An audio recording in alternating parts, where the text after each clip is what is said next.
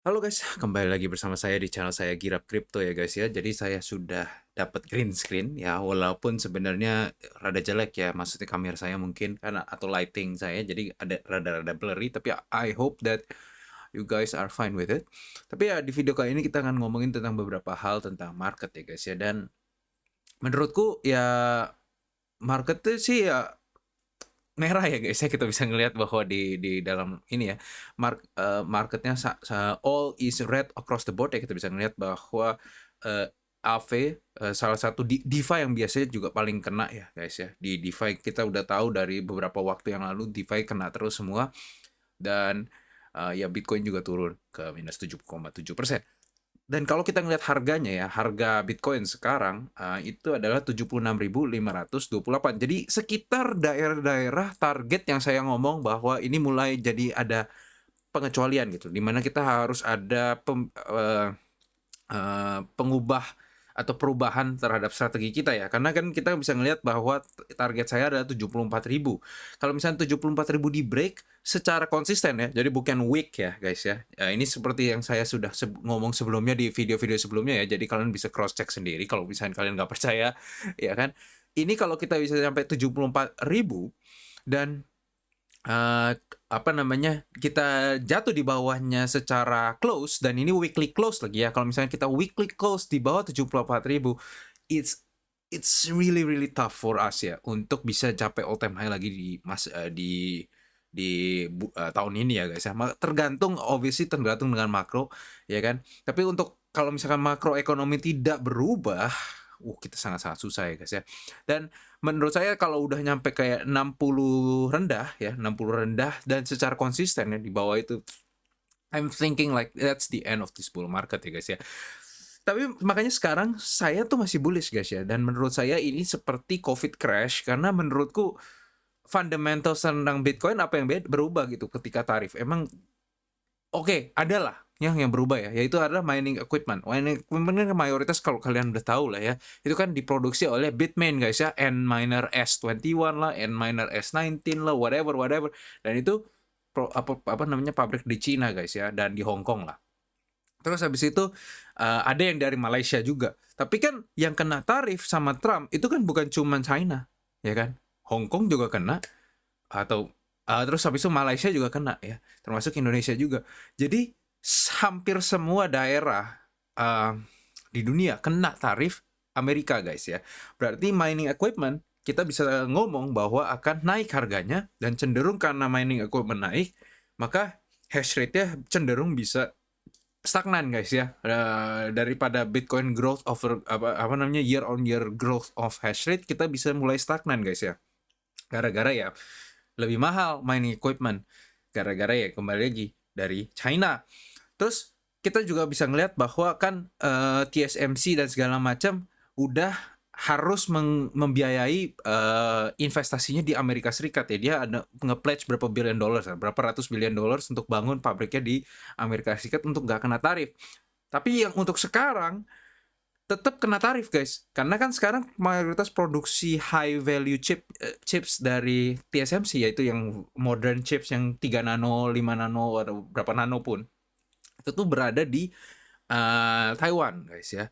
Jadi Taiwan juga kan kena kena tarif. Jadi ya itu makanya kita harus ngelihat lah ya gimana kondisi katalisnya ya. Secara fundamental memang Bitcoin ada pengaruhnya, tapi stocks lebih kena pengaruhnya ya guys ya. Menurutku stocks tuh lebih pengaruh daripada ya Bitcoin. Makanya menurut saya Bitcoin tuh masih oke, masih bagus, masih bullish ya kan. Kalau obviously not financial advice guys ya, kalian bisa cek sendiri di disclaimer menurut kalian gimana. Tapi gila, dibandingkan aku ngelihat ya, dibandingkan yang lain, fundamental yang paling aman itu menurutku ya Bitcoin ya, I guess sama gold lah.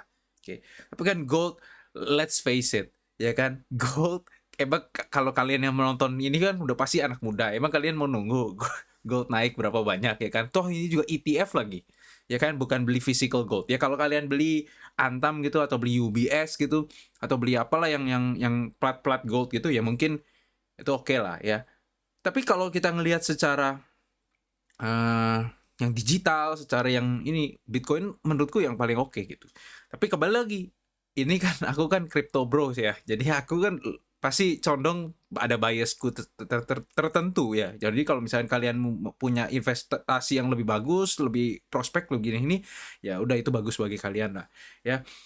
Nah, kalau kita ngelihat sendiri ya di weekly time frame-nya di sini ya, kita sebenarnya udah 3 weeks down ya guys ya sejak Maret ya, 24 Maret kita udah turun terus 3 weeks down, ngikutin ya 2 weeks down dari yang sejak Februari guys ya, sejak Bybit hack dan segala macam. Dan menurutku ini cenderung adalah potensi reversal guys, karena kalau kita ngelihat ya 3 weeks down, one green ya, 2 weeks 2 green. Oke, jadi kalau kita bisa ngelihat berdasarkan past ini ya, aku nggak ngomong ini pasti terjadi, bahwa ini mungkin the next week will probably be in green. Oke, jadi tapi minggu ini, berarti minggu sampai tanggal 14 April ini, itu akan merah menurutku ya. Tapi itu tergantung lah, kita harus ngelihat lagi. Kalau Trump tarifnya ternyata bisa ditunda, yang katanya Secretary Lutnick ngomong enggak, tapi let's say bisa ditunda, maybe we can have market rally, I don't know ya. Tapi kita pertama harus ngeliat dulu dari chart ya. Seperti yang saya udah ngomongin berkali-kali sebelumnya di video banyak kali ya. Itu saya ngelihat targetnya 74.000. Di bawah itu saya harus harus lebih mikirin lagi potensi bullish ini di reversal. Tapi kalau di atas itu saya masih bullish. Saya benar-benar masih bullish terhadap Bitcoin ya. Karena saya nganggap ini tuh seperti kondisi di COVID guys ya. Memang fix nggak setinggi COVID ya, kalau volatility index ya, tapi udah sangat tinggi guys ya.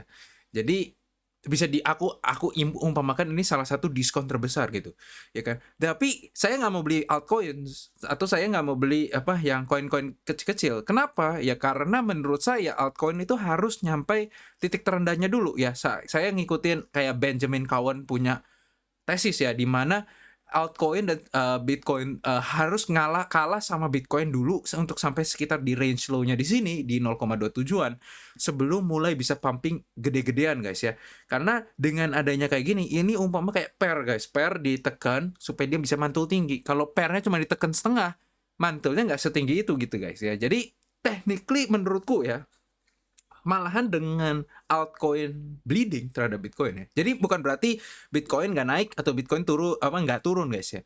Yang penting altcoin tuh harus lebih parah lah dari Bitcoin.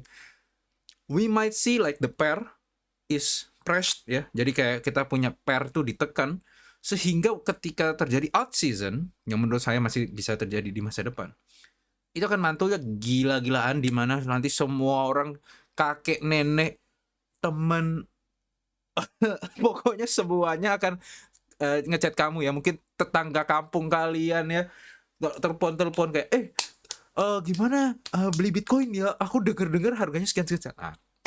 Kayak gitu ya. Itu saya yakin masih akan terjadi guys. Dan kenapa kok aku bisa ngomong begitu juga? Ternyata ada beberapa yang kontra terhadap aku ya. Ada kayak salah satunya adalah CEO-nya CoinGlass kalau nggak salah. Itu yang ngomong bahwa dia udah turn bearish sekarang karena berdasarkan on-chain data, dia ngomong ini sudah lebih rendah bahkan, atau lebih rendah atau kayak flashing lah. Dia punya crypto top indicator ya, atau bear market indicator. Maybe, who knows ya. Tapi menurutku sih kembali lagi kalau dari berita-berita bullish dan ini, crypto is still good in my opinion ya. Karena kan kembali lagi beda sama bear market sebelumnya. Ketika bear market itu cenderung ada crypto specific katalis guys. Yang kayak di Mei 2022 ya, kita ngalamin Luna crash, di mana kita permulaan pure bear market ya sejak itu. Oke. Atau dan November 2022 di mana kita reach the bottom, yaitu adalah ketika FTX bangkrut guys ya, setelah sebelumnya Celsius dan Voyager dan segala macamnya bangkrut atau mengalami restructuring ya. Jadi karena itu crypto spesifik, sedangkan itu makro, kebanyakan akan ngalamin ini. Jadi cenderung menurutku permainan sekarang ini beda gitu loh. Kita harus lebih memperhatikan makro daripada on-chain data gitu loh. Menurutku ya, untuk cycle ini. Bukan berarti on-chain data itu gak penting, tapi menurutku yang sekarang lebih penting, karena ini yang main liquidity, main reason cryptocurrency bisa turun dan bisa naik, itu menurutku adalah global liquidity. Dan global liquidity itu dictate dari government policy. Dan government policy, well, the most amount of capital di world is US. Jadi kalau US lagi ada monetary policy tertentu, ya secara global kita ngikutin guys ya. Jadi sekarang kan the Fed masih ada QT guys ya, quantitative tightening, dan nanti akan saya bahas lah. Ada menurut saya ada post yang bagus oleh Arthur Hayes ya, yang salah satu pencipta perpetual future di crypto, dan dia itu adalah BitMEX ya, yang pernah buat BitMEX, dan sekarang dia punya family office dan cukup ternama ya sebagai influencer.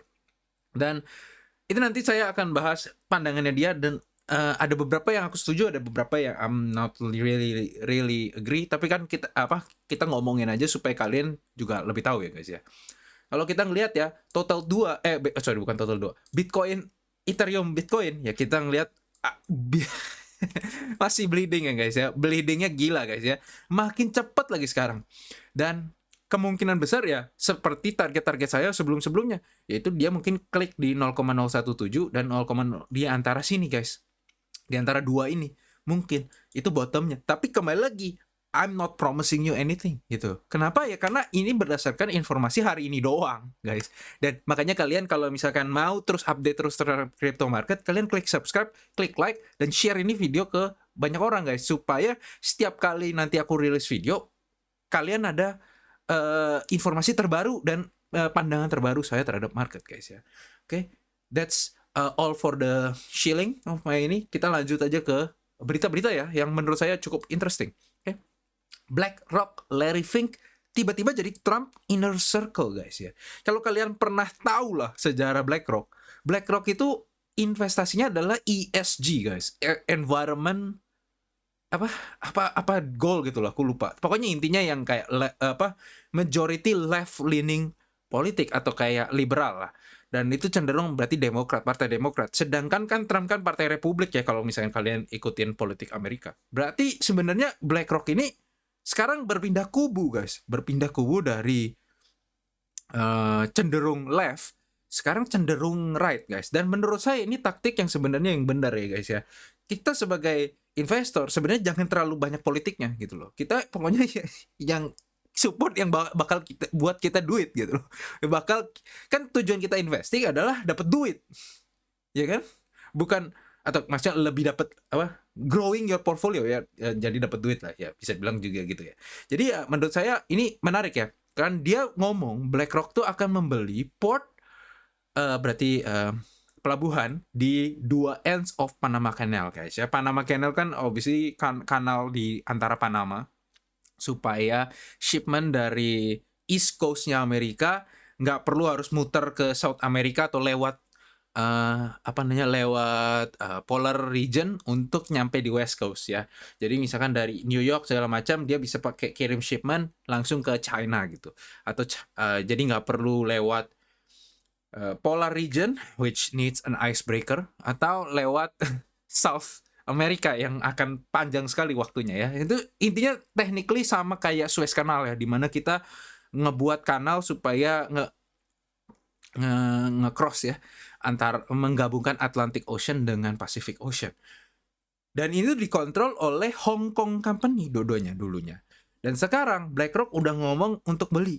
Sehingga sekarang China tidak bisa leverage Panama Canal sebagai penyerangan terhadap Amerika, dan Amerika sekarang bisa nyerang China dari Panama Canal ini. Kalau dia tutup, China punya shipment akan lebih susah untuk dikasih ke Eropa misalkan, yang sekarang harus lewat Malaka, dan walaupun banyak juga yang lewat Malaka ya guys ya, kan jarang ada China kirim ke Eropa melalui Panama Canal, tapi ada. Ya kan, berarti kan itu pasti trade yang lewat situ akan pasti menurun ya, karena kan mungkin dikasih tarif lah, ntar diapain lah, I'm not sure. Tapi kalau misalkan BlackRock bisa beli itu pelabuhan, then that Panama Canal is essentially US control. Oke? Karena BlackRock kan pasti ada koneksinya terhadap Trump dan government-nya kan. Dan kita ngelihat bahwa ini China udah kesel ya guys ya, karena Larry mau beli itu Trump. Dan ini bisa ada fotonya ya, di mana dia ke meeting di Trump ya. Terus abis itu kita ngelihat ya, White House official, ini ada berita khusus buat crypto. White House official confirms Bitcoin crypto holdings report are due tomorrow. Dan ini dibuat 10 years ago by Vivian Nguyen. Dan dia ngomong 10 besok ya berarti ya kira-kira Selasa akan dikasih tahu ya apa aja sih koin-koin yang dipegang oleh Bitcoin. Dan ini maybe bullish catalyst bagi beberapa koin ya. Obviously kita tahu Bitcoin, ya kan? Arkham Intelligence sudah nge-track US wallet ya. Tapi ada beberapa yang mungkin kayak kita nggak tahu ya. Kita nggak tahu seberapa banyak SRP yang dia punya. Kita nggak tahu seberapa banyak Cardano yang dia punya. Kita nggak tahu berapa banyak ya, hal-hal lain. Mungkin ada koin-koin lain yang dia punya yang kita bahkan belum tahu, dan belum Trump juga nggak tahu gitu loh guys ya. Jadi kita masih harus perhatikan di berita ini, apakah ini bisa jadi sell the news event, maybe. Tapi kan bahkan gimana cara kita sell the news event, mau kita aja nggak tahu koin apa yang dia ada ini. Mungkin ya semacam pump and dump lah ya. Itu bisa ini. Mungkin kalian yang trader out there, maybe you want to stay looking, stay fokus untuk cari-cari tentang berita ini. Maybe ada White House live event, live streaming atau gimana ya, mungkin kalian nonton lah. Tapi saya sih overall nggak gitu peduli ya sama ini ya. Tapi ya bagi kalian yang peduli, maybe you want to watch this live stream maybe. Aku nggak tahu dia bakal live stream atau enggak, tapi you just watch the report and the news, oke? Nah, ada ya berita buruk ya bagi Ethereum whale ya yang kena liquidated $106 juta di Sky. Sky itu MakerDAO. Ya, berarti yang dia masukin Ethereum-nya atau masukin collateral untuk minjem DAI stablecoin gitu guys ya. Dan ya karena ETH price tank to more than 14% ya, causing liquidation on decentralized finance lending protocol guys ya. Jadi ya dia kena ya, kita bisa ngeliat transaksinya ya, dia add collateral kena liquidation ya, minus 32.000 ETH, minus 32.000 ETH, segala macam ya. Karena dia debt ratio-nya 144% guys. Jadi iya, kena likuidasi ya. Jadi ya sorry ya bagi dia ya. Ya makanya kalian menurutku ya, kalau misalkan kalian nggak jago, mending jangan main leveragean lah ya. Selalu leverage itu selalu yang bikin masalah guys, biasa cenderungnya. Oke, Crypto Fear Index sekarang di 17, extreme fear ya kita bisa ngeliat di sini. Dan ini yang kedua kalinya atau ketiga kalinya kita masuk ranah extreme fear. Yang pertama adalah di somewhere in 10 March 2025 dan di 14 March ya 2025 ya. Overall ini kita downtrend terus sejak sejak November 2024 ya. Kita bisa ngeliat kalau kita ini kan aku nggak bisa gambar garis ya, tapi kalau kita bisa ngeliat garis di sini, we are trend line ini kita selalu downtrend terus, dan kemungkinan ini adalah potensi reversal guys. Kenapa ya? Karena saya ngeliat kalau 17 ini nggak serendah 15 ya yang di 11 Maret. Tapi kita nggak tahu seberapa dampaknya tarif Amerika terhadap sentimen pasar guys ya.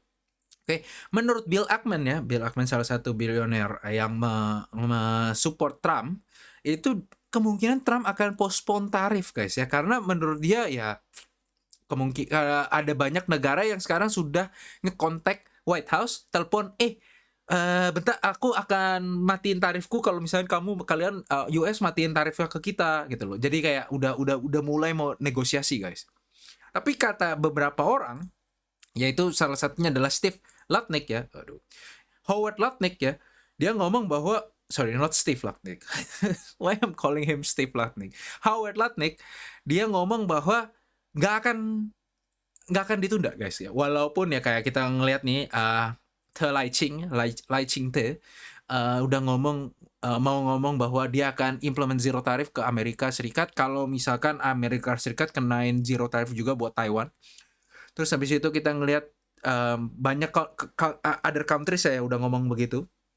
Tapi kelihatannya Howard Lutnick ini tetap ngomong bahwa tidak akan ada postponement, tidak ada penundaan terhadap tarif itu, dan tarif itu akan berlaku secepatnya guys ya.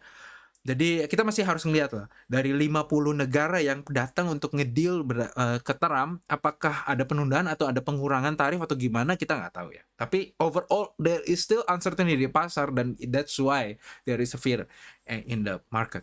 Dan kita lihat juga sebenarnya ini dampaknya nggak cuma ke US, nggak cuma ke crypto, tapi ke global market.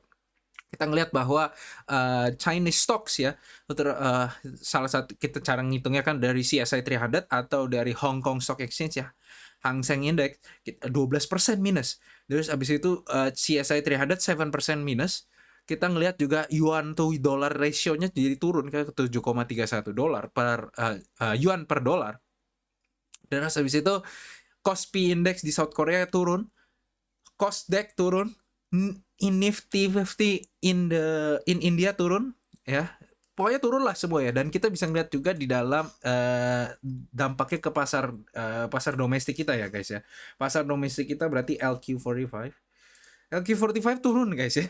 Kita bisa ngeliat ya. Obviously hari ini naik, tapi dari sejak September 2024 kita turun terus, dan September 2004 kita turun terus, dan ya berita kemarin turunnya lebih drastis lagi ya guys ya kita ya.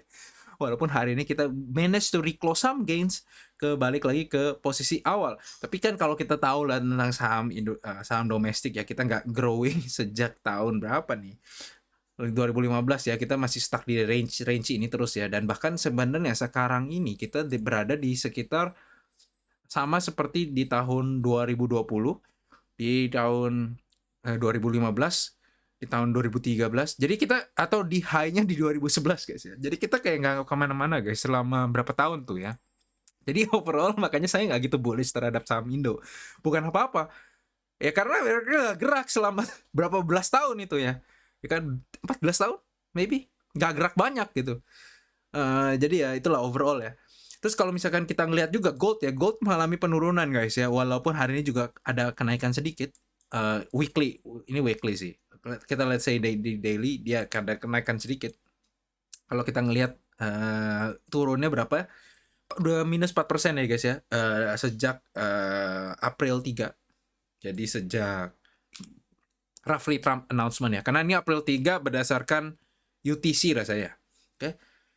Jadi sekitar 7 jam ya rasanya, 7 jaman atau kayak 5 jaman di depan Amerika Serikat ya, di depan Eastern Time-nya Amerika Serikat.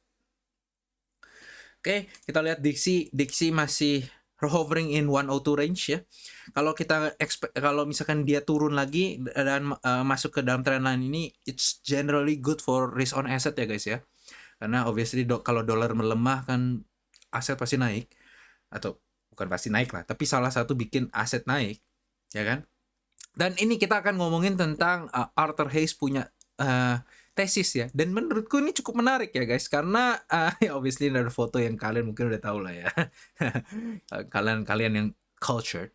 Tapi kalau misalkan kita lihat ya,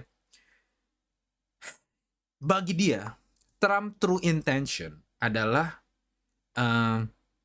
dia pikir bahwa he is willing to tolerate significant economic pain and precipitous fall in popularity to do what he believes is right for America. What it means itu intinya Trump akan mau ya tabrak aja lah semuanya. Yang penting kalau misalnya Amerika bagus, dia peduli amat. Dia mau populer nggak populer, dia mau ekonominya berantakan atau enggak, dia mau yang menurut dia Amerika bagus ya. And to achieve that, there will be some pain in the short term. Dan dia berani untuk ambil itu guys ya. Dan ultimately our portfolio don't care whether America is strong or weak, whatever. Ya kan, yang penting naik atau enggak ya kan dalam dolar. Emang kita kayak peduli amat ya. Terus habis itu kita melihat bahwa bahkan sebenarnya Demokrat aja ya di highlight di sini ya, itu mau tough on China. Berarti secara bipartisan ini Amerika sudah mau declare war guys ya terhadap China. Dan kalau kita ngelihat ya dari US account balance ya, ini kan defisit ya, yang biru ini US account balance, ini defisit terus sejak China membuka ekonominya, yaitu di 1990-an dan 1994 China mulai devalue dia punya yuan, berarti menurunkan yuan terhadap dolar sengaja untuk supaya mengekspor banyak guys ya. Karena kalau kita tahu kalau kalian adalah ekspor fokus negara, your currency needs to be weak guys ya. Kalau kalian adalah import fokus nation, your currency needs to be strong. Kan itu that's how it works guys ya. Jadi China secara manipulatively mendevalue dia punya yuan supaya produk-produk China jauh lebih murah di Amerika, sehingga mematikan banyak produk-produk pabrik manufacturing di Amerika. Kita ngeliat Detroit dan segala macam pabrik mobilnya, pabrik steelnya, steel tuh besinya, ya kan, aluminiumnya dan segala macam udah di outsource semua ke luar negeri guys ya. Dan Trump itu pengen supaya manufacturing job balik lagi ke Amerika, supaya 65 populasi Amerika yang tidak punya university degree bisa kerja guys. Oke? Atau kerja yang sebenarnya sekarang aja udah kerja ya, tapi kerja yang dengan gaji yang oke gitu. Oke? Dan dia udah ngomong sebenarnya kalau untuk mencapai ini ya dengan tarif dan segala macam, menurutku ini ada beberapa apparent issues with this plan ya. Pertama, prices will fall if China and others do not have dollars to prop up the treasury and stock market. Maksudnya price di sini price stock market ya. Karena China mulai menutup diri terhadap US ya, mulai nggak membeli lagi US government debt. Dan Scott Bessent, US Treasury Secretary, harus punya pembeli surat hutang negara yang besar guys ya, untuk sustain dia punya defisit ini, untuk diturunkan defisitnya. Dan caranya adalah sebelum itu dia akan ngeplan ya, Scott Bessent ini ngomong dia akan lower ya defisit trading defisit government budget terhadap tax revenue-nya dia, atau revenue in government revenue itu dari 7% ke 3% by 2028. Okay, so it's still minus guys, still deficit. Jadi pemerintah Amerika tetap butuh pinjem duit lebih banyak, tapi lebih kecil. Dan 3% ini key karena 3% itu diekspektasi untuk lebih rendah daripada nominal GDP growth-nya Amerika Serikat. Dan ini umpama ngomong seperti kalau misalkan kamu pinjam 3%, misalkan kamu deposito ke bank ya, kamu dapat 3%. Oke, kamu 3% itu kamu pinjam ke bank, let's say bunganya 2%. Nggak mungkin terjadi di dunia nyata, tapi kayak let's say segitu, kamu pinjam 2%. Berarti deltanya kamu udah dapat dengan kamu pinjam begitu, 1% udah cuan kamu. Gitu loh guys ya. Jadi obviously nggak mungkin terjadi di nyata kalau kalian pribadi ya, tapi kalau buat Amerika dan negara itu cenderung bisa terjadi guys ya, asalkan nominal GDP growth itu mengalahkan your debt interest, you're essentially in the profit, ya kan?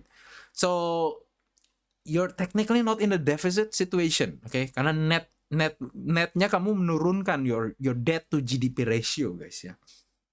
Okay, the second issue adalah capital gains tax from rising stocks. Itu adalah marginal revenue driver for the government. Artinya nggak gitu penting, nggak gitu besar pie-nya di dalam tax revenue-nya government.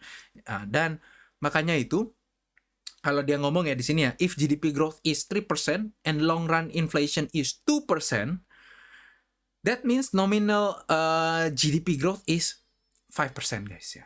Jadi if the government is issuing a debt at 3% of GDP rate, but is economically growing nominally at 5% seperti yang tadi saya jelaskan, then mathematically the debt to GDP ratio will decline over time. Ya seperti yang tadi barusan jelasin ya guys ya.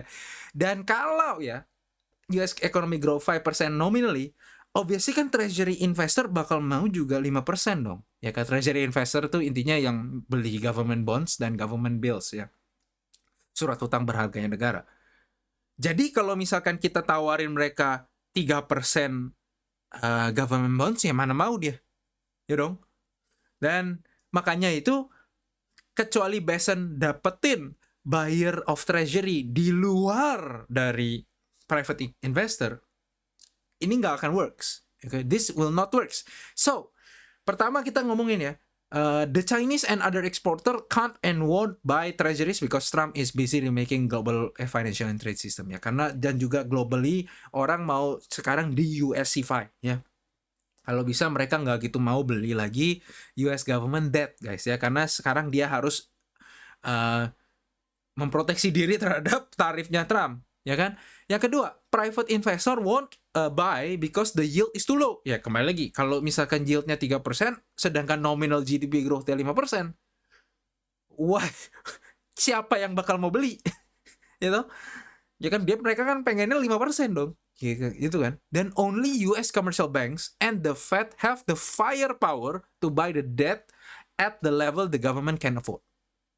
Okay. So intinya the Fed dan banks doang yang bisa beli. Dan obviously the Fed can print money, right? Which is called quantitative easing.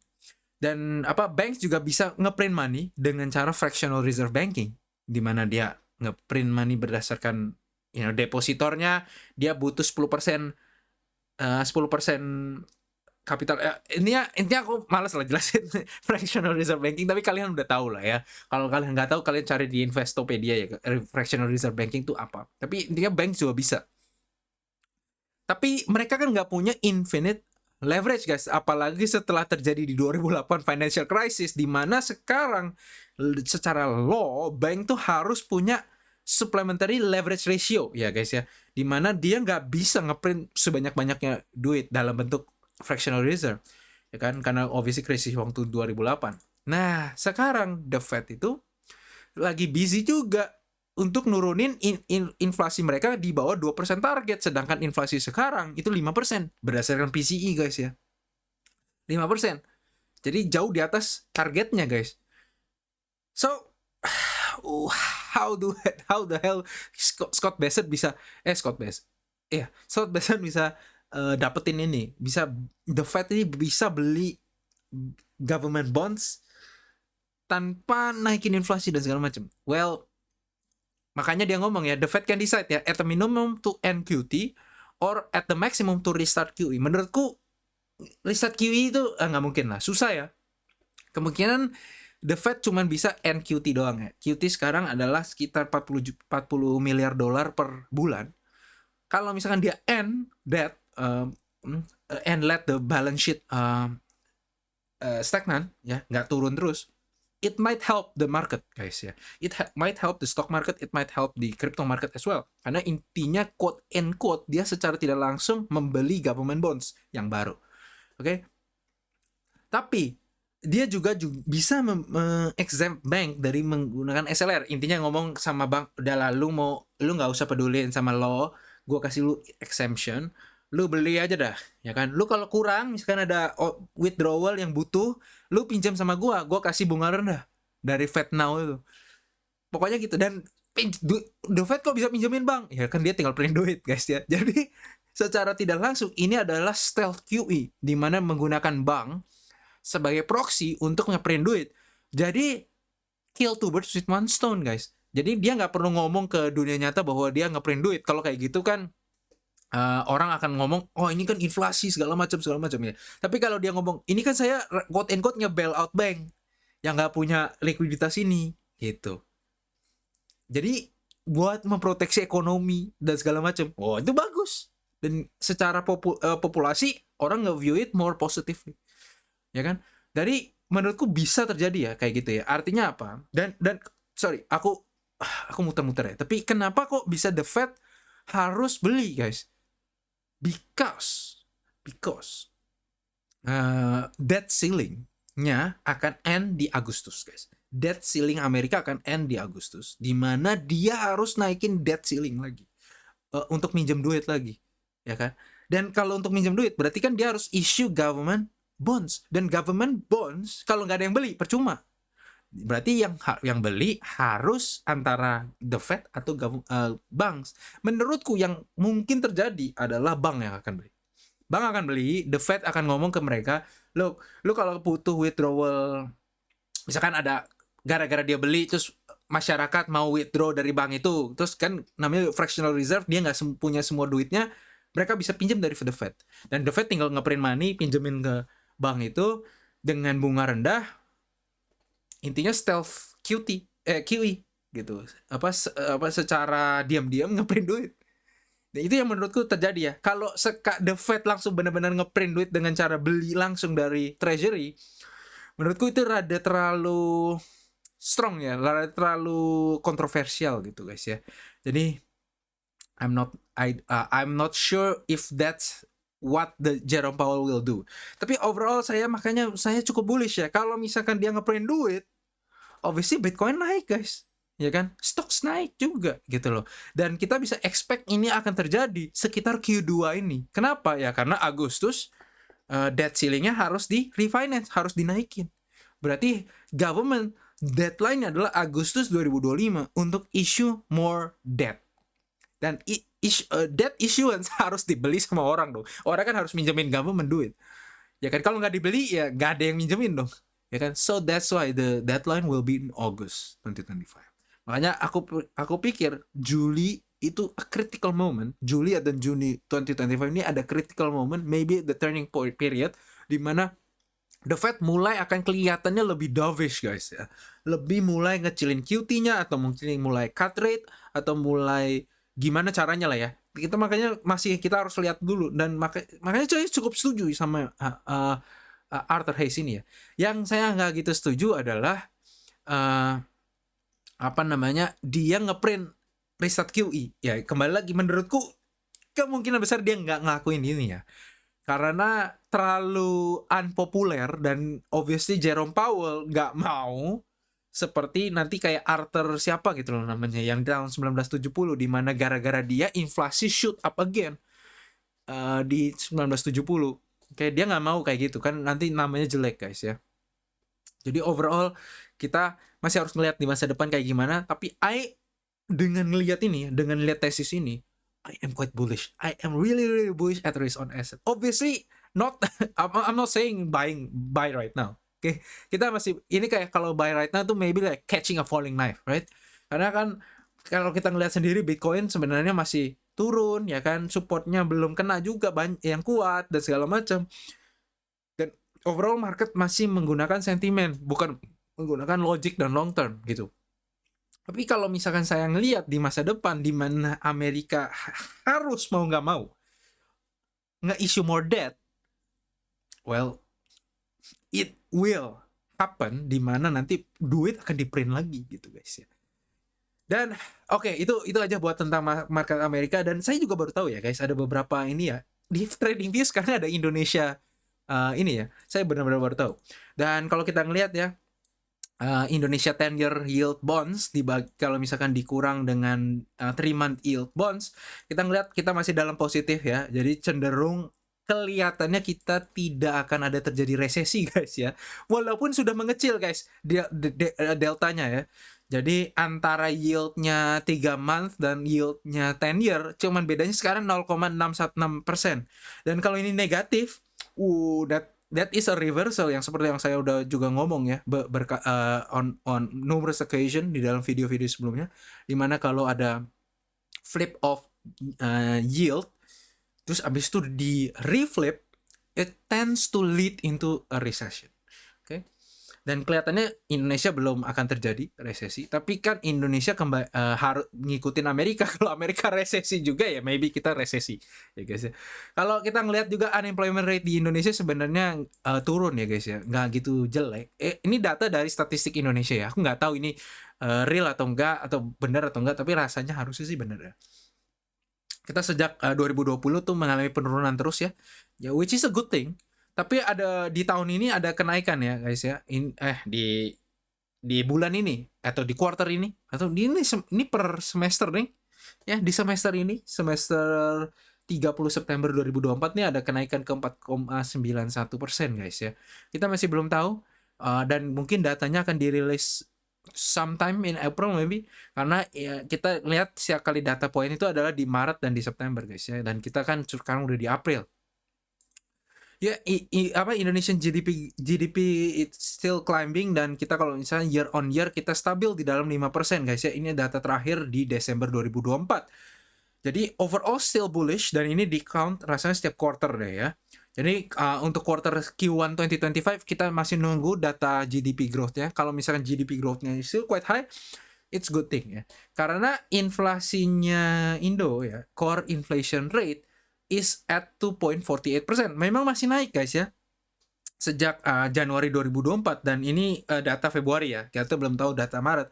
Tapi overall udah naik dari Januari 2024. Jadi setelah sekitar kayak setahun setengah udah naik dari 1,7% ke 2,48%. Tapi kalau year on year GDP growth kita masih 5%, it's still quite good. Oke. Kembali lagi ini di luar penghitungan defisit negara kita ya guys ya. Apalagi dengan apa namanya dengan makan siang gratis dan segala macam. maybe it's starting to not looking great ya, tapi kita nggak tahu. Aku nggak ada datanya lah ya, dan aku nggak mau banyak summary of it. Tapi interest rate-nya kita turun ya ke 5,75%. Dan apa namanya, ini ada tourist arrival ya. I don't know, maybe kalian punya bisnis di Bali atau gimana ya, kalian mungkin perlu ngelihat itu terus. Terus apa lagi nih saya ada, household debt ya. debt ya. Nih stabil ya di 16,3. I don't know what unit this is, tapi ini di oleh Bank for International Settlements, which is a legit bank karena dia banks for central banks. Jadi overall it's still, I think the economic data is quite good ya for Indonesia ya dibandingkan beberapa negara lain, terutama di Eropa ya guys ya. Jadi walaupun kurs kita jelek ya ke 16.500 ya sejak dari 16.300, overall I still find that the data is still good. Obviously this is outdated data, kita masih belum tahu kalau misalkan mereka udah diupdate, kita harus melihat lagi, but it's still quite good. Okay, anyways, I think that is all for this video ya. I banter a lot dan kadang-kadang saya muter-muter ya. I hope that you understand it better, dan kalau misalnya kalian nggak ngerti ya mungkin kalian tanya aja di comment section dan saya mungkin bisa menjelaskan lebih, atau misalkan kalau ada kesimpulan yang salah, ada data yang salah, well, you can point it out di comment section ya, karena saya juga mau belajar gitu kalau misalkan kalian lebih pintar dari saya ya. Anyways, that is all for this video. I'll see you guys next time.